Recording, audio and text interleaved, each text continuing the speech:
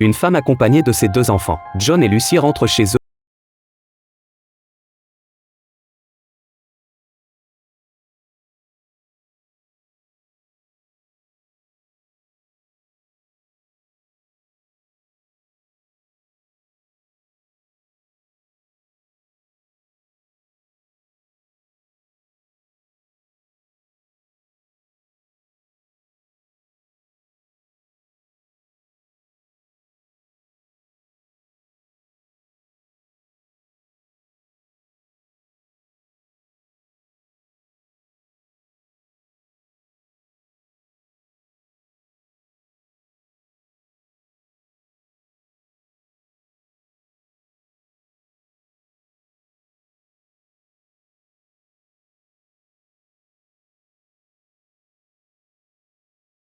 Des enfants de ton âge n'ont même pas de quoi manger. Si tu continues comme ça, tu vas avoir des problèmes. John a dit que ce n'était pas grave. Le médecin, voyant qu'il n'arrivait à rien, a dit aux parents, l'enfant a peut-être un problème émotionnel. Il faudrait consulter un psychologue. Le soir, au moment du coucher, Lucy est venue dans la chambre de John. Ils semblaient discuter de quelque chose. Dès que leur mère est entrée, ils se sont tus immédiatement. Ce qu'ils se disaient exactement, personne ne le savait. Le matin suivant, Lucy a également commencé à faire la grève de la faim. Elle a cessé de manger. Petit déjeuner, déjeuner, dîner. Elle refusait tout. Le soir venu, il ne restait plus que les époux à table. Le père a dit à sa femme, il y a une chose que je ne comprends pas. Tu es leur mère. Nos enfants sont en train de mourir de faim. Comment peux-tu encore avoir de l'appétit? La mère a répondu, ce n'est pas parce qu'ils ne mangent pas que nous devons mourir de faim aussi. Cette phrase a mis le père en colère. Il s'est levé et est parti. Il est allé dans la chambre de son fils et lui a dit, qu'est-ce qui se passe avec Lucy et toi? Pourquoi vous ne mangez plus? Si tu as un problème, dis-le-moi. Sa mère se tenait derrière, regardant les 2 hommes chuchoter. De retour au lit, la mère a demandé au père, qu'est-ce que ton fils t'a dit? Le père a répondu, rien du tout. Cette nuit-là,